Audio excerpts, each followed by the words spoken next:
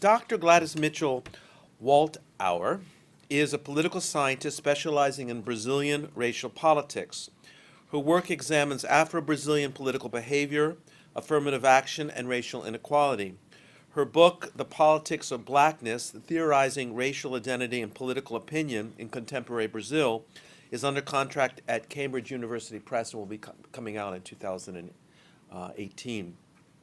She is an assistant professor of public policy in the Department of Africology at the University of Wisconsin-Milwaukee. She was the 2013-14 Lehman Visiting Scholar at the David Rockefeller Center for Latin American Studies at Harvard. She co-edited the book Race and Politics of Knowledge Production, Diaspora and Black Transnational Scholarship in the United States and Brazil in 2016 with Elizabeth Horge Freeman, Brazil's New Racial Politics 2010 with Bernard Reiter, and has published articles in Racial and Ethnic Studies, the National Political Science Review, the Latin American Politics and Society, Public Opinião Pública, Review of Black Political Economy and Studies in Latin American Popular Culture. She received her postdoctoral fellowship at Duke University and Johns Hopkins University, and she holds an MA and PhD in political science from the University of Chicago, a Master's of Public Policy at the University of Michigan, and a BA in political science and African American Studies at Duke University. Gladys is the Vice President of the Brazilian Studies Association and will be assuming the presidency at our 14th International Meeting in Rio de Janeiro in 2018 in July. If any of you are in Brazil at the time, you should think of coming to our event. And I had dinner with her last night and I learned a wonderful story which reinforces one of my ideas, which is that she took a course with Professor John French at Duke University about African Americans or Afro-Brazilians or something related to that topic. And it changed her life. She really switched interests and research agendas, and really has transformed her. And I think this reinforces the impact that we as professors can have on students by bringing them new insights into the world and new paths for research and knowledge and education. So with tremendous pleasure, I'd like to welcome Gladys Mitchell Waltauer.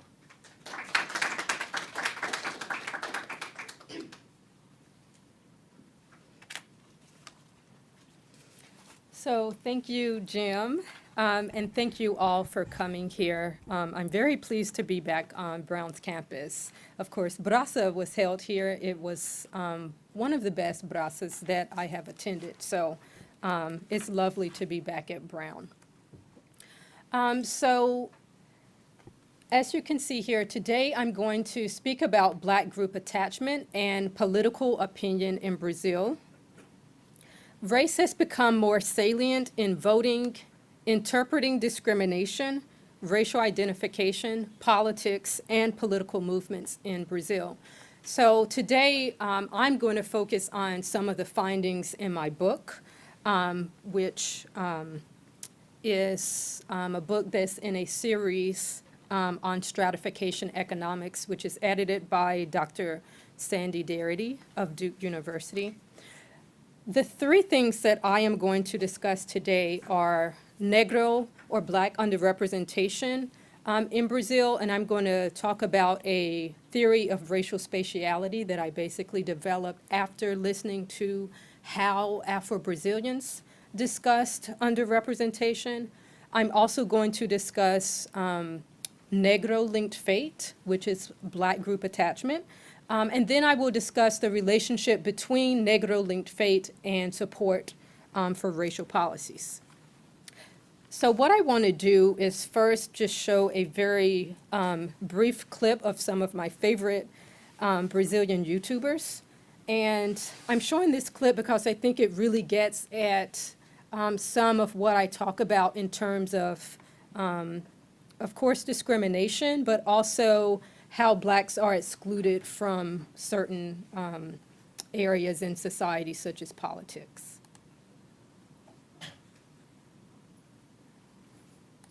Formalidade com que a gente vive socialmente. Porque muita gente fala assim, porque racista não tem Deus no coração, porque racista é uma pessoa muito ruim, porque racista é uma pessoa débil mental. Não. Não, racista é uma pessoa comum como você. O racismo, ele está em todos os lugares, ele está na normalidade social, ele está quando você vai procurar emprego, porque socialmente, estruturalmente, os negros estão num ponto social que as pessoas não esperam que ele seja inteligente. É em que as pessoas não se incomodam por não haver pessoas negras em cargos de poder.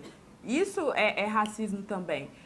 Tá no ponto de que mulheres, principalmente mulheres negras, recebem menos do que homens negros, do que todas as pessoas brancas, e o fato de que existem poucas pessoas negras nas faculdades, nas universidades, isso não incomoda. A partir do momento em que a gente toma isso como uma coisa normal, o fato de que pessoas negras não estão naqueles lugares que são ocupados em maioria por pessoas brancas, isso é uma forma de racismo. Isso é tomado como algo normal e a gente não questiona. Mas você já foi agredida?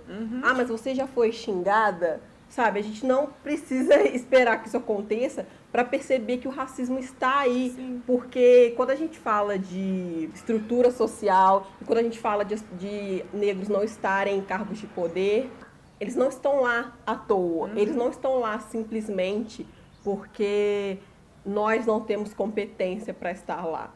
Nós não estamos lá porque o Estado brasileiro agiu diretamente para que nós não estivéssemos lá.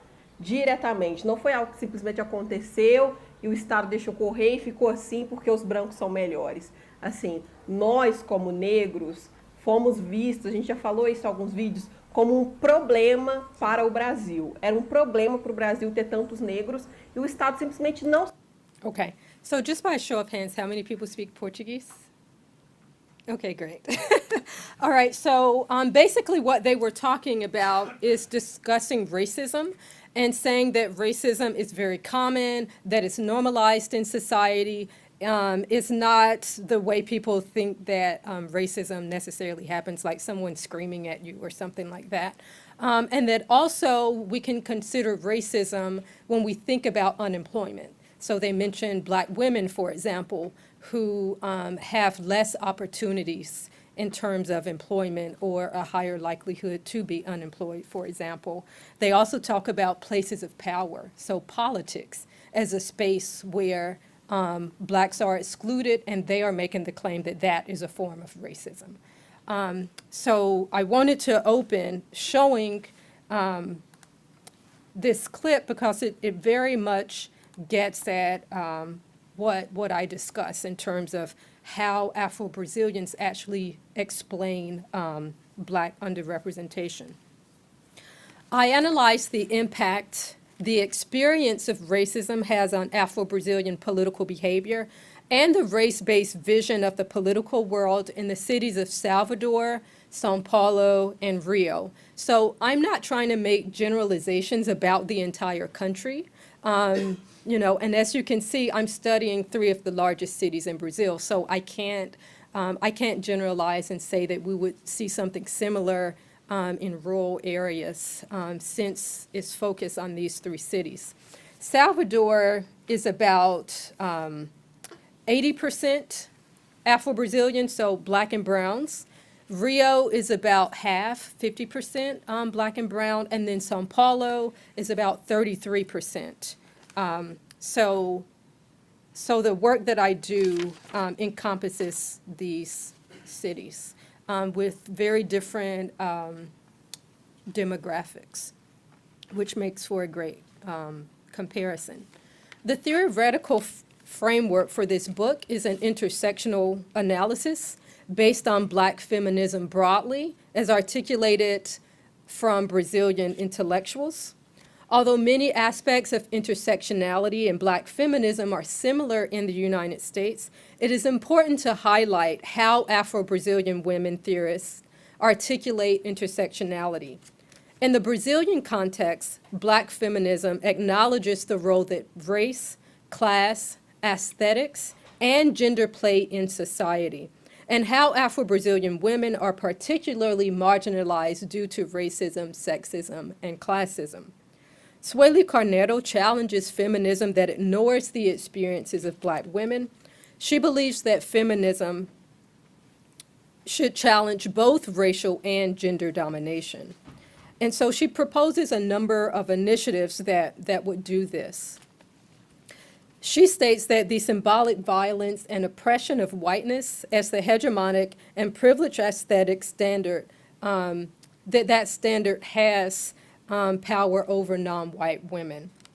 I point out the aesthetic dimension because one's appearance is particularly valued in Latin America and especially in Brazil.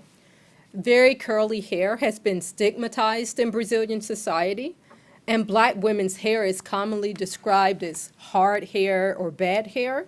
So an intersectional framework in the Brazilian case will basically take into account aesthetics and one's physical characteristics. So in my work, I use both quantitative and qualitative methods. The quantitative methods are based on surveys, both national and city surveys, the city ones conducted by myself and my team. The qualitative work is based on in-depth interviews, and those are in all 3 cities. And in those interviews, we have data on one's actual skin tone as well as hair texture. And again, I believe this is so important since I'm trying to actually capture how one's political view is shaped by the experiences that they have in the world. And in Brazilian society, your experiences are based on appearance. So again, the methodology is that the 2 surveys I will focus on today, one is a national survey available through the Latin American Political Opinion Project. And I don't focus too much on that one today, but there's also one of 674 respondents, and that was conducted from 2005 to 2006 in Salvador and Sao Paulo. So I hired and trained Brazilian university students to go out and conduct these interviews. And in 2012, the in-depth interviews were conducted by myself along with another team of graduate and undergraduate Brazilian students. And the in-depth interviews also included Rio. The previous surveys did not include Rio. So the first thing that I'm going to discuss is Afro-Brazilian political underrepresentation. So again, what I did was instead of having my own theory and then going out and testing it, I was really interested in seeing how Afro-Brazilians actually explain Afro-Brazilian underrepresentation. Afro-Brazilians make up 51% of the population, but are not represented as such in the National Congress. 20% of federal deputies are Black and brown, and 9% of the Senate is Black and brown. So the survey question that we asked was Negros make up more than half the Brazilian population? Why are there few Negro politicians at the federal, state, and municipal level? In your opinion, why does this happen? In other words, why is there such a low number of Negro politicians in this country? Overwhelmingly, respondents believe racism explains underrepresentation. So what I did is I got all of the answers, and then I categorized them into 5 categories. And those categories are racism, so that was the one that most people said. And again, this was an open-ended question, so I categorized based on what they said. The second is people mentioned social exclusion. The third is slavery. The fourth is that people said that it was actually Blacks' fault for having low underrepresentation. And then the fifth was political parties. What I started to notice with the categories of racism, social exclusion, and slavery was that all of these categories had to do with space. So people talked about Negros being excluded from society and limited to certain physical and social spaces. So this is how I developed this notion of racial spatiality to basically articulate how respondents discussed political inequality. So the notion of racial spatiality spatiality explains the relationship among racial inequality, social inequality, and political inequality. I define racial spatiality as the existence of boundaries created for the purpose of maintaining and limiting the movement of certain racial groups and for the maintenance of power of dominant groups. I refer to physical spaces, which also tend to be social spaces. In the Brazilian case, constraining the physical movement of Afro-Brazilians is practiced both socially and politically. A theory of racial spatiality acknowledges the various forms of violence used to maintain boundaries that exclude marginalized people. Violence in Brazil can be manifested as physical violence, exclusionary discourse, and microaggressions that accept stereotypes about low-income and dark-skinned people. And as the YouTubers were talking about, in terms of racism, it's not just someone screaming at you, but you can think about these other ways of maintaining domination, right, by not hiring people and things like that. Blacks are made to feel unwelcome in public spaces, such as high-end shopping malls, restaurants, and neighborhoods.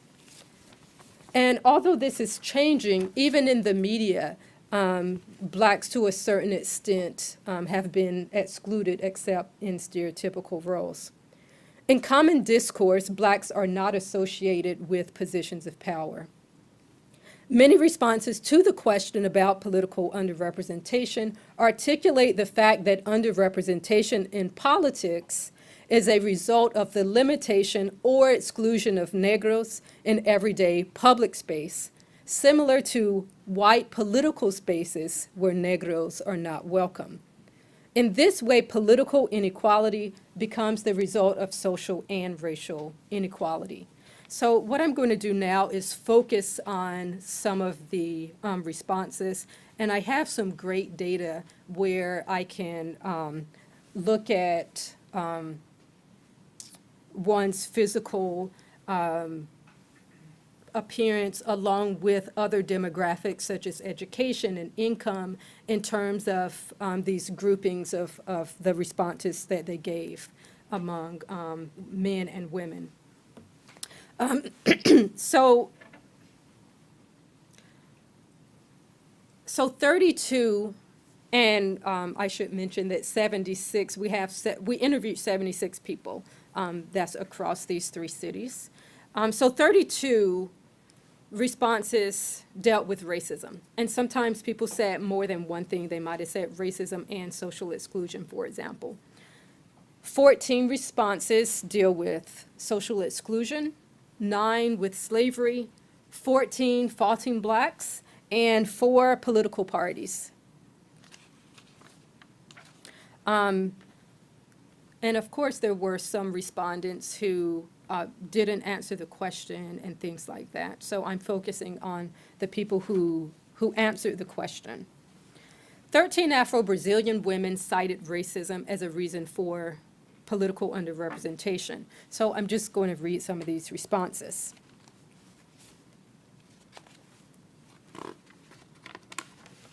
A 30-year-old dark-skinned, self-identified Preta woman who is a college student in São Paulo stated, "I think part of underrepresentation is due to racial prejudice, and the other is a lack of opportunity. Negros don't have a lot of knowledge and education than those with more education and knowledge who are mostly white. Prejudice still exists against Negros. For example, whites look behind themselves when walking because they think blacks will rob them." A 28-year-old light-skinned, self-identified negra in Rio stated, "First, because of racism that impedes Negros. Second is the issue of access to enter campaigns. Most Negros don't have money to finance campaigns." And a 31-year-old light-skinned, self-identified negra female who holds a master's degree and lives in Rio stated, "Not only is it prejudice, but also a lack of opportunity to study. In the first place is prejudice, and the second, a lack of opportunity." There were also some women who did not identify as negra or preta who also cited racism. And what I find that in general for those respondents is that none of them had a college education. However, 2 had completed high school. Now I'm going to read some of the responses from men. So 19 men cited racism as a reason for political underrepresentation. A 30-year-old dark-skinned black man in Salvador with a college degree stated, "Negros are underrepresented in politics due to white supremacy. Salvador is a city with a large Negro population in relation to the number of Negros in other cities in Brazil, but there is still a sense of supremacy from the white race. They watch and control us. Because they do not give opportunities to Negro people to arrive to get what they have, so they try to do the most they can to impede Negro people from getting more." So this is someone saying this in Salvador, which is a city that is 80% Afro-Brazilian.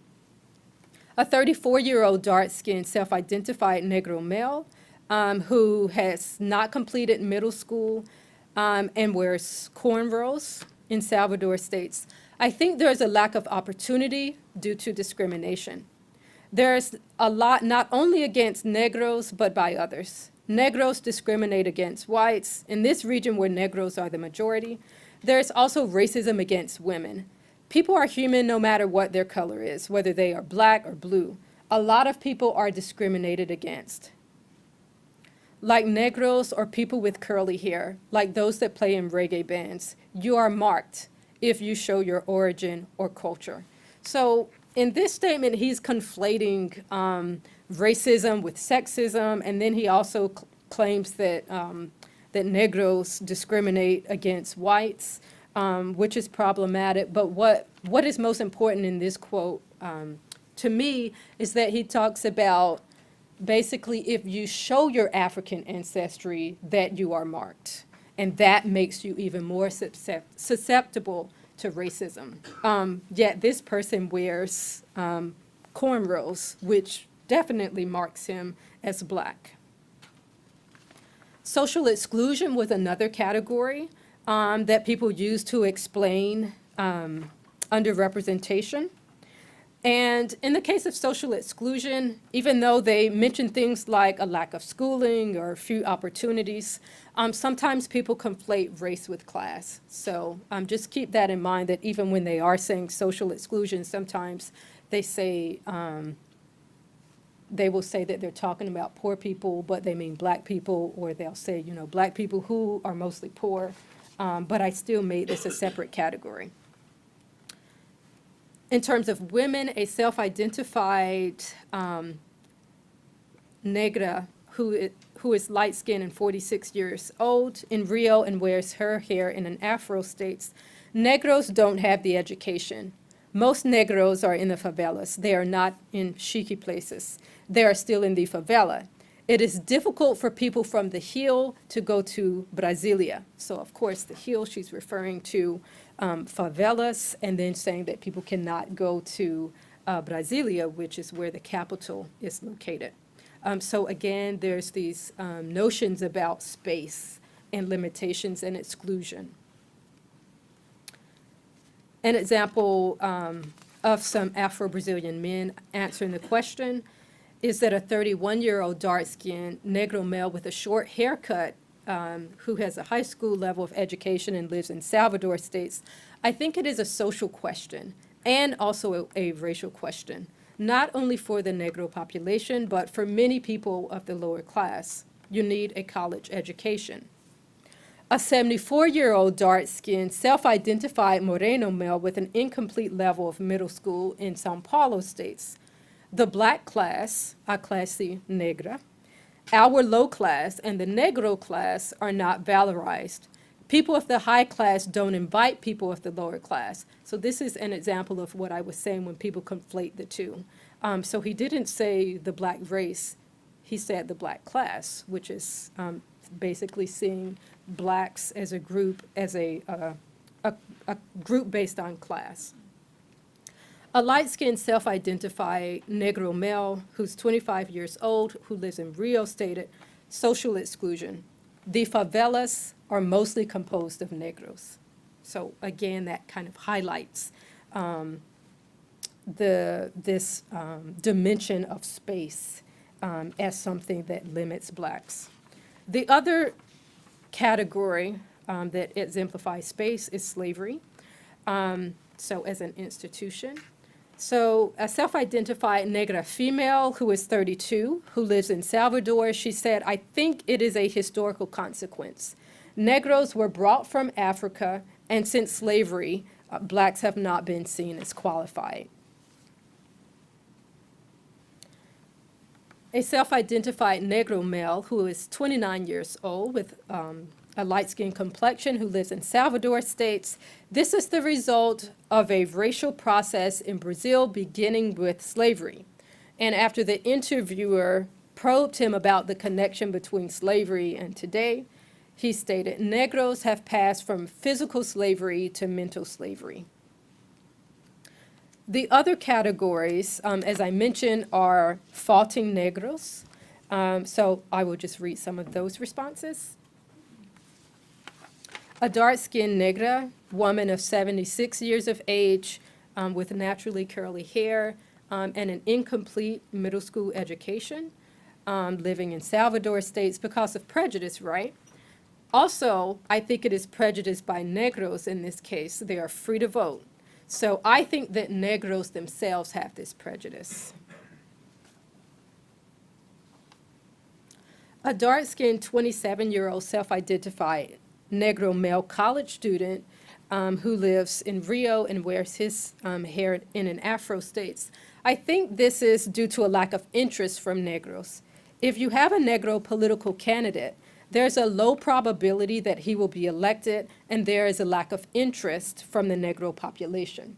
A Negro candidate does not represent our interests and not resolve our problems." And then the last category was political parties. So 4 respondents mentioned political parties, and many of them said things like Negros don't receive enough financial resources and support from political parties, so that they aren't able to run for office. So that was basically how Afro-Brazilians in these 3 cities explain underrepresentation. The second thing that I want to talk about is this notion of black group attachment or Negro-linked fate. So Michael Dawson is a political scientist who has done work on black-linked fate in the American context. And this is the ideal that African Americans feel attached to other African Americans due to a common history of discrimination. And so what he uses this theory of black-linked fate to explain support for policies as a group. And so what you can see is that African Americans, for example, may support a policy that would benefit low-income African Americans, even if it doesn't benefit them. So for example, a middle-class African American might support a social policy that would benefit low-income African Americans. And he says that this is due to a common history of discrimination. So in Dawson's study, he has a survey question to get at this notion of black-linked fate. And it's a survey question, so it's, yes or no, or you can look at degrees. And his question is, do you think what happens to blacks affects you? What I wanted to do is to see if there is such a thing in Brazil, and if so, how does that look? So what I do is both. I have it in a survey format, but then I also ask the question in these in-depth interviews to actually see how people respond. And this is something we don't have in the case in the United States, right? So we don't actually know why it is that African Americans feel linked to other blacks beyond Dawson's theory that that is due to a common or shared experience of discrimination. So of the 76 in-depth, of those 76 people interviewed, 52 people answered the question. So, sometimes people will say, "Selah, I don't know," or sometimes they will answer another question that has nothing to do with the question that we asked. So we have a total of 52 respondents. And what I find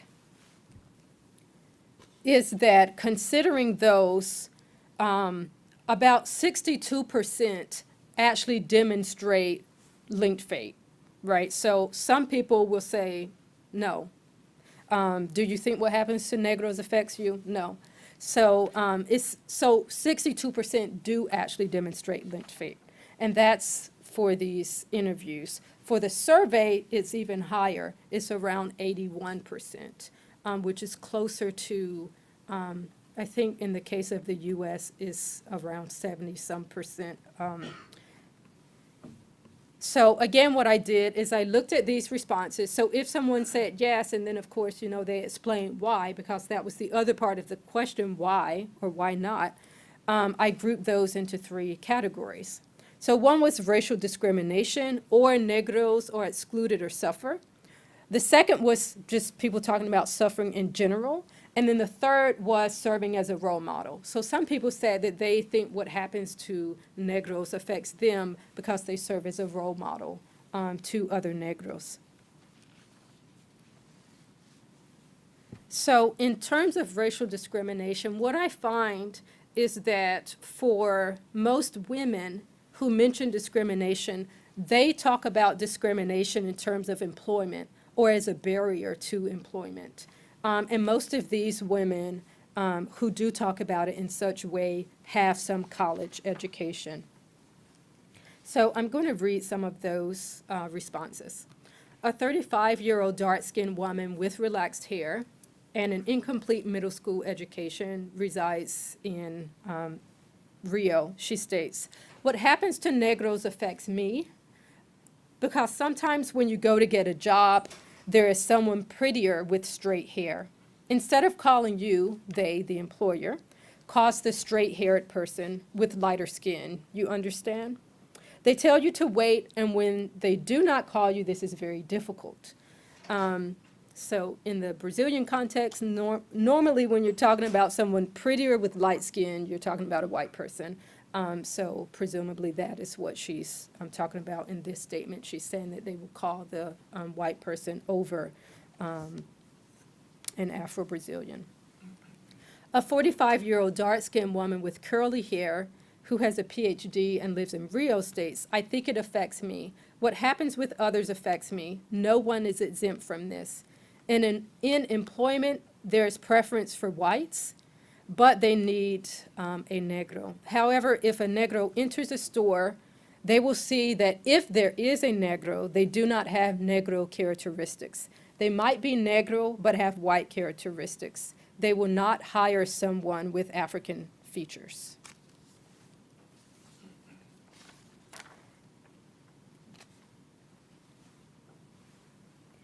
In terms of men, again, I'll just read some of these responses. A 29-year-old male who self-identifies as Negro and is a college student in São Paulo states, "I am affected in all ways. Brazil is a racist country. There is racial discrimination and social discrimination. In our country, this affects me directly. To be Negro is something negative. If you are Negro and poor, that is a double negative. If you are rich and Negro, this is not a problem."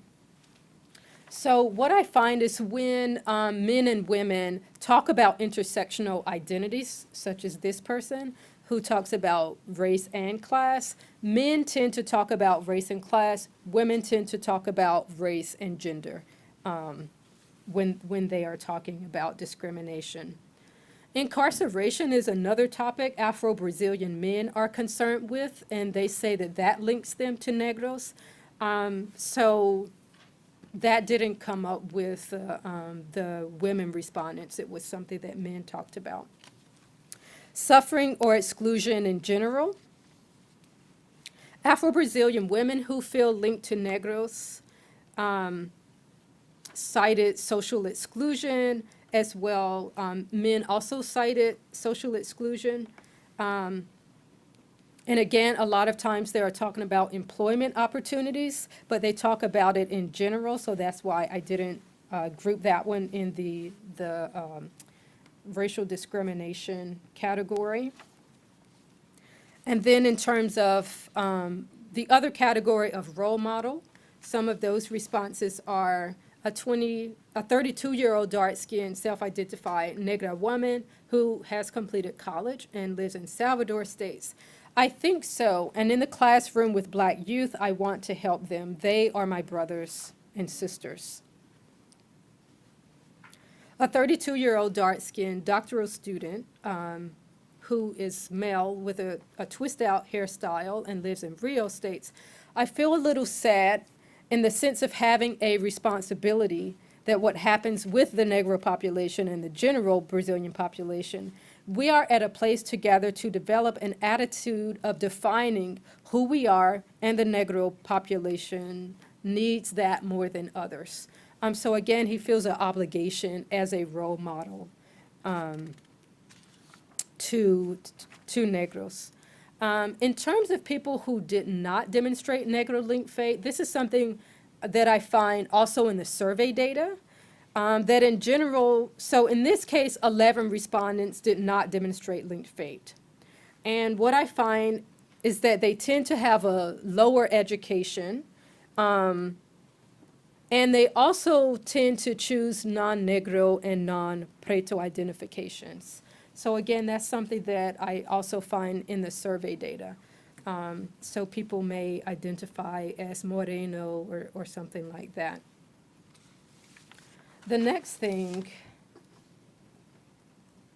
that I do, so what I've demonstrated is that in the survey interviews, about 62% demonstrate Negro-linked fate, and that's the in-depth interviews, and the survey is about 81%. So yes, we do see Negro-linked fate, and we know how it looks in Brazil. People talk about discrimination. So it's actually very similar to what Michael Dawson theorizes, despite that we're talking about two very different countries. The second thing that I do is I wanted to look at, so if you do demonstrate Negro-linked fate, are you more likely to support racial policies? So the two I look at is support for affirmative action, and then the second is support for African and Afro-Brazilian history that is taught in schools. So here, what I see is that people who demonstrate Negro-linked fate are more likely to support affirmative action. And then the other trend that you can see here is that younger respondents are more likely to support affirmative action, and that's what we see in the general literature. Here, the only cities included are São Paulo and Salvador, and in this case, there is more support for affirmative action in São Paulo than in Salvador.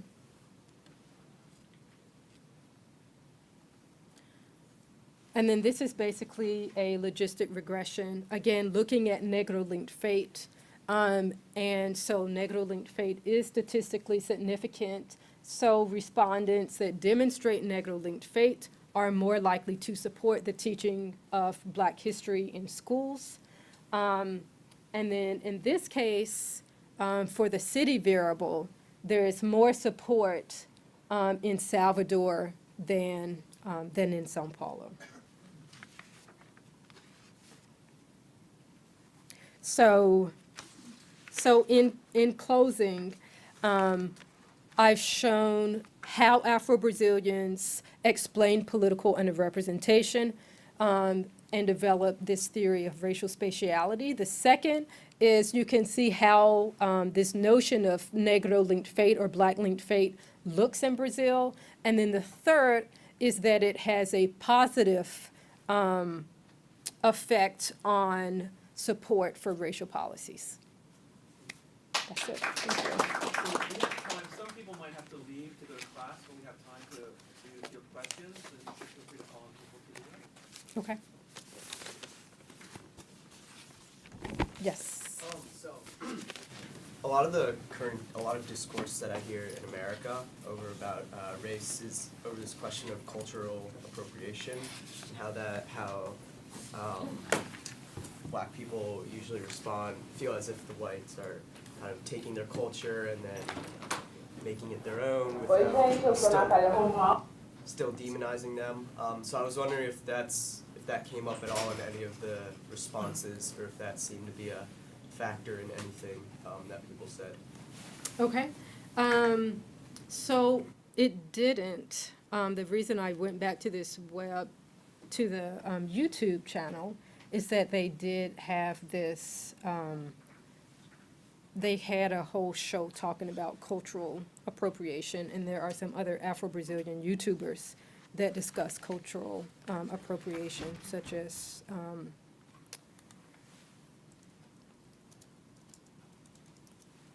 this blogger. Oh, right here. So this was, I don't know if you speak Portuguese. Okay. But this is like a big thing that's going on in social media right now. Is that there was a girl who I think she had cancer, and she was wearing a turban. And then she claimed that someone from the Black movement said that she couldn't wear it. And so a lot of YouTubers are talking about this issue of cultural appropriation, because a lot of practitioners of Candomblé wear turbans. And so that's been a big discussion. It didn't come up in my interviews. Seth, and then you. Delightful to hear your presentation. Thanks for sharing it. And seems like a part of it is groundbreaking. That is the second part where you're talking about linked fate. That runs contrary to most of the literature, right, in terms of what it's talking about Brazil. So it seems like it's really an important issue. And I guess I want to ask you just to specify it a little more. Are you finding that 62 or 81% of Afro-Brazilians, meaning who exactly in Brazil sees a linked fate? Because you said as one caveat that those who identify as Moreno don't have that view, which is a large segment of Brazil, right? And so could you shed a little bit of light on Yes. how large a group you're talking about? Yes. So, so one is that, so it's not that all Morenos in the survey or in the interviews did not demonstrate it. But when you look at people who do not demonstrate linked fate, they tend to self-identify as Moreno. And conversely, not all Negros and Pretos demonstrate linked fate, but when you look at those who do, they tend to self-identify as Preto and Negro. In terms of, I think some of this gets at the methodology. So in both cases, when we did these interviews, and for the surveys, I didn't conduct any of the survey interviews. Those were only Brazilians. And so what they would do is they went to neighborhoods, they would go to every third house, and they would ask if is there someone of Afro descent who would be willing to do this survey? So that way they weren't saying, oh, can we, interview someone Negro? But it was kind of open. And then they could, later on in the survey, they had to self-identify, like what is your race or color? And then they had to pick one of the, census categories. So that's one part. Similarly with the in-depth interviews, it was the same thing, except for this one. The interviews took place in a number of space, like plazas, bus stops. Some was more of a snowball type methodology, so they might interview someone who was willing and then say, can you recommend someone else who I could interview? So you do get variation in terms of class, education, how people identify, but they still initially said, are you Afro-descendant? Or we are doing a study with Afro-descendants, so if the person didn't identify that way, then they didn't do the interview.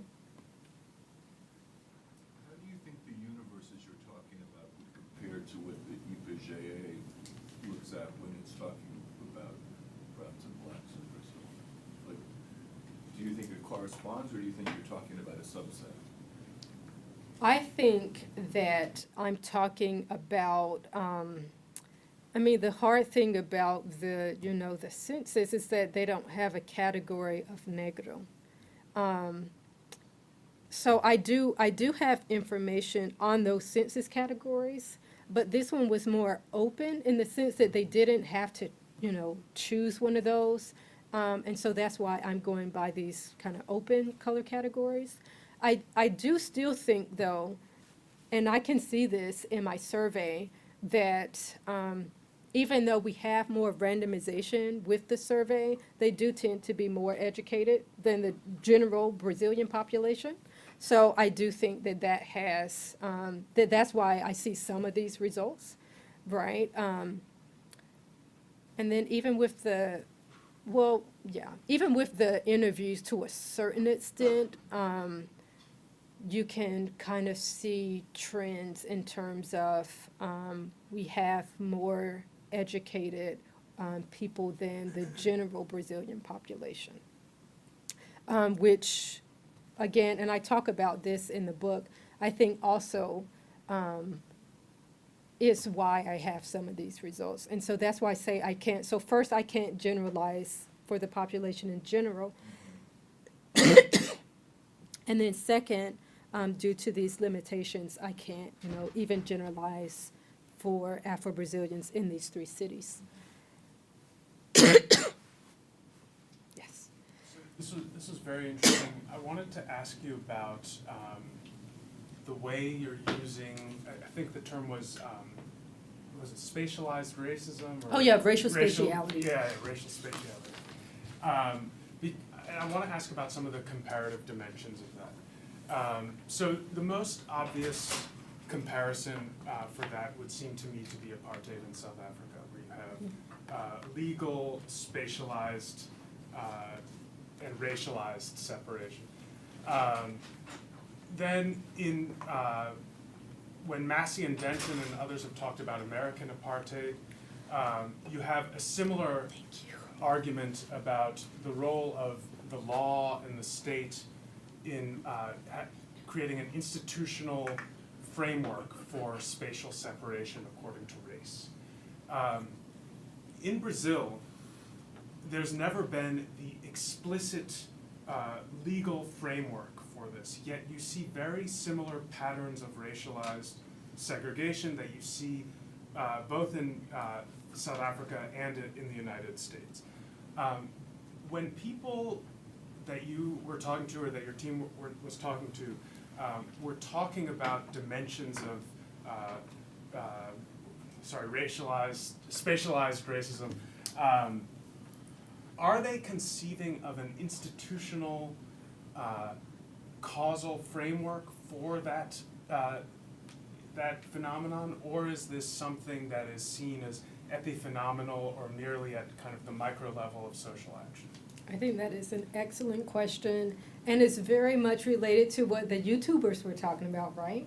Because a lot of times what these YouTubers are doing is to educate people. So, so I would say that most Brazilians do not talk about racism in terms of institutional racism or structures, and that's exactly what they were saying. They were saying, well, you need to think about it as not hiring blacks, or you need to think about it as political exclusion, that is racism. And what you see people articulating without naming it as structural racism or political inequality related to institutions, it in fact is related to this notion of space, which we could see as a type of institutional racism, right? So yes, Brazil never had formal Jim Crow, but you can see people articulating that. And like I said, even, and on my last trip, I really heard this a lot, like going to panels and then just talking to people, usually more educated and middle class professionals, where they would talk about how they were made to feel uncomfortable at stores.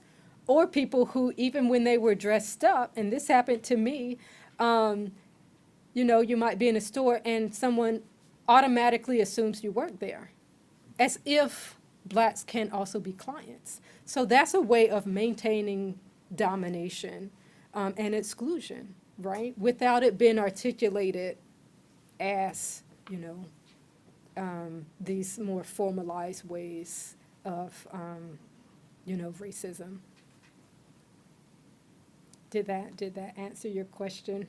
Yeah, I mean, an additional dimension that came up when you were talking is people often, you cited quotes where people are saying, we're in the favela and we can't go to Brasilia, or we can't go to the center of the city, or whatever.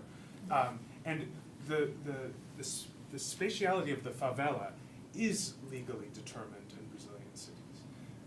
So in that sense, it strikes me that there's an implicit legal framework that people are, if not recognizing, at least referring to. Mm-hmm. Yes, yep. Anyone else? I have two questions, which can probably be answered pretty quickly. Thank you for your talk. The first is about the teams of Brazilian undergrads that assist you with the surveys.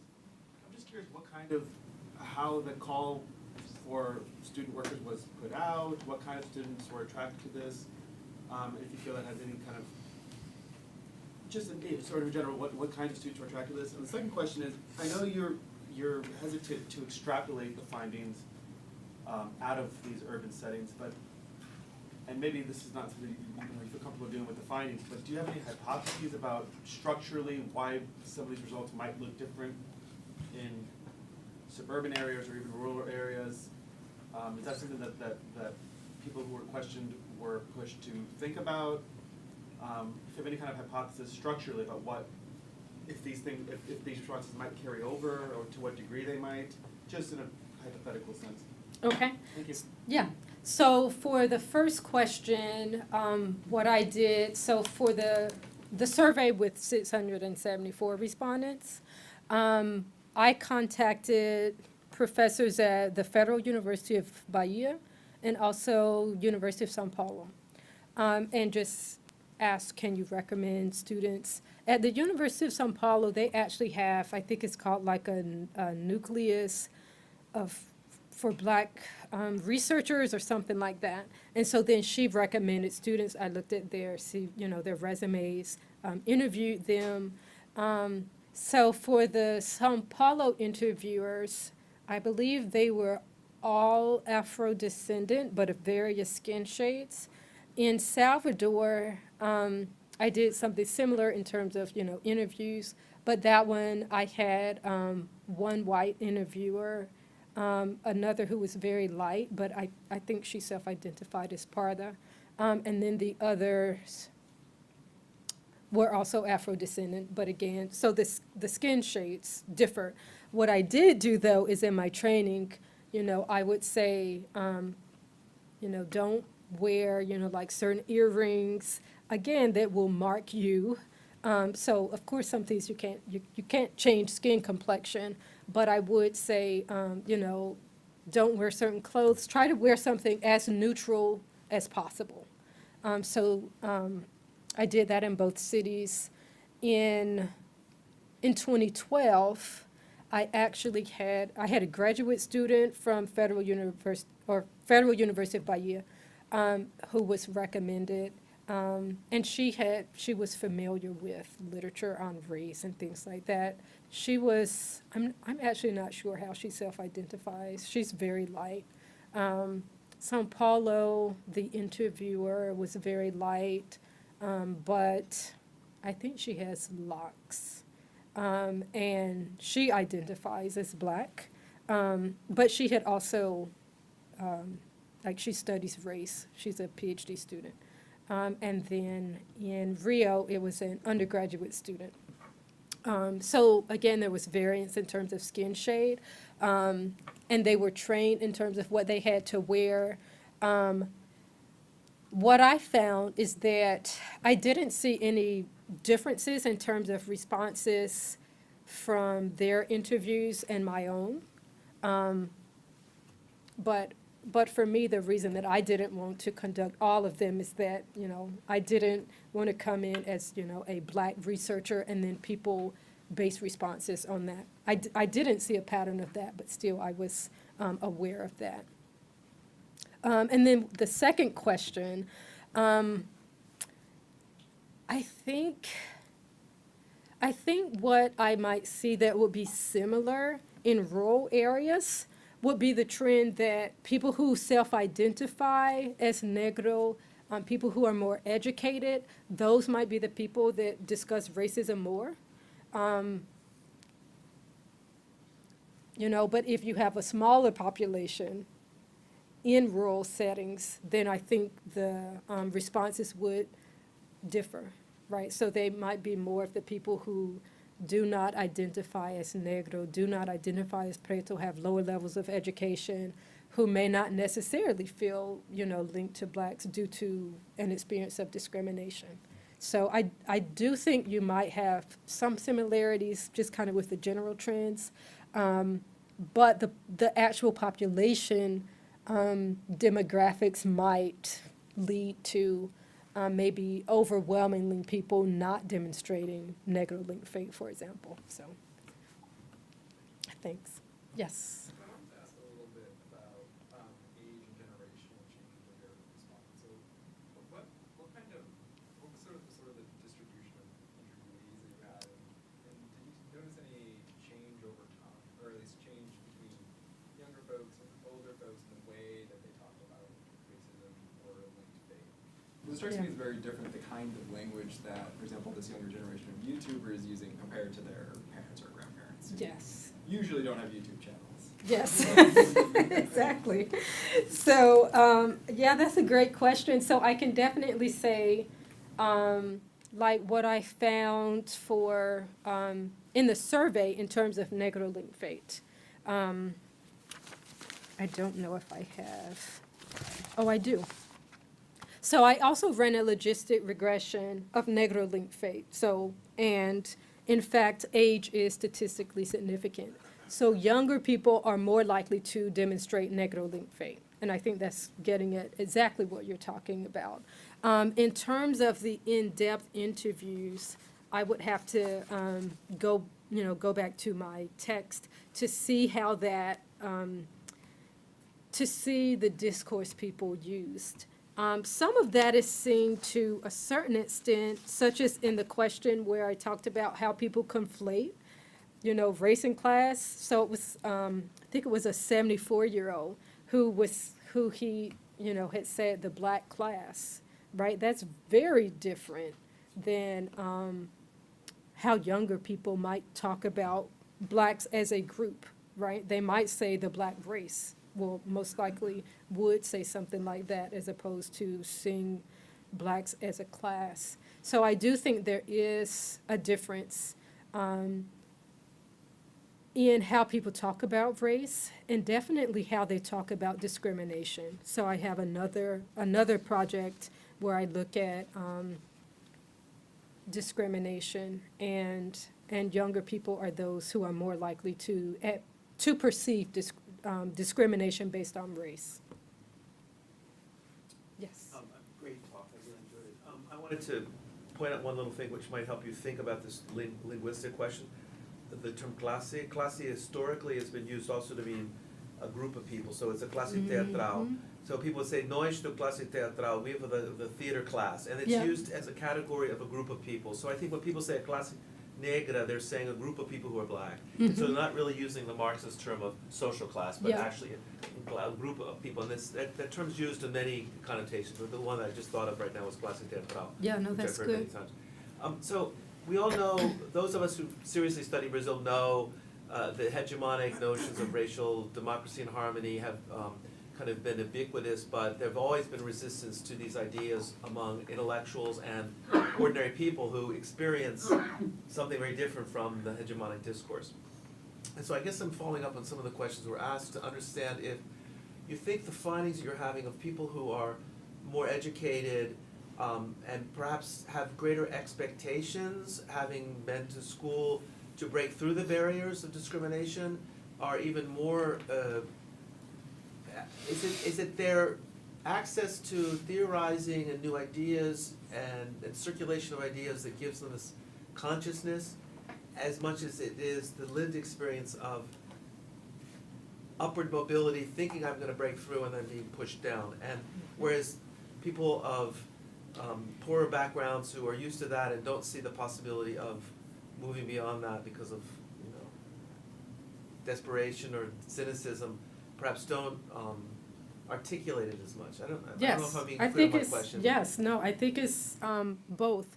And so Silva and Hayes, they have done work in, I believe, Rio, looking at middle class, or no, professional Afro-Brazilians.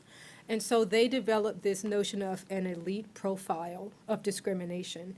Angela Figueiredo does something similar in Salvador, where those with, or who are in more prestigious positions basically face more discrimination, right? So they're often mistaken as someone, you know, in another profession, less prestigious profession than they are. And then, of course, there's also data that shows that there is more wage equality with less prestigious positions. It actually grows with the more prestigious positions. So there's more income inequality, basically as your education and your occupation increases.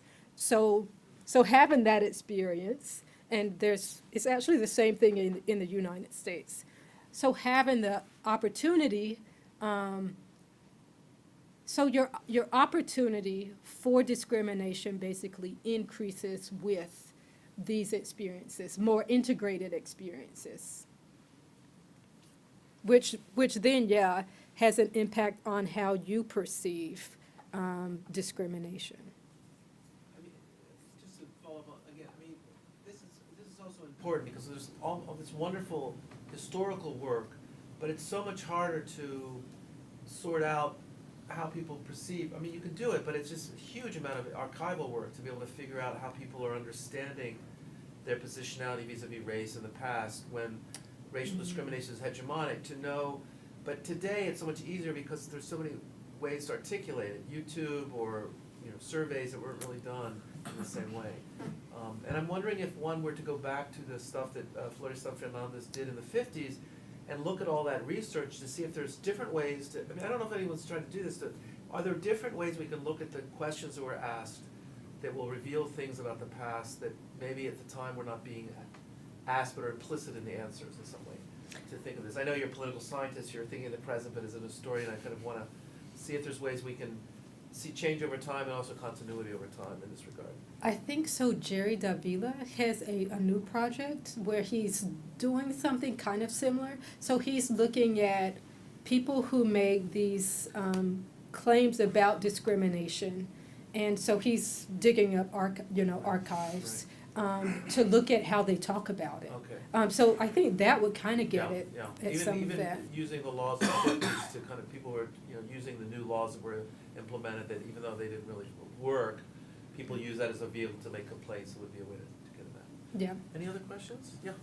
I'm wondering if there have been any attempts in the literature to look at black-linked fate through a comparative framework with other discriminated groups, like indigenous-linked fate or something like this, and how the discourse either would change or whether the percentages of people that identify would change. I don't know if there's... Yes. So in political science, what people have done is they've looked at it for Latinos, for example.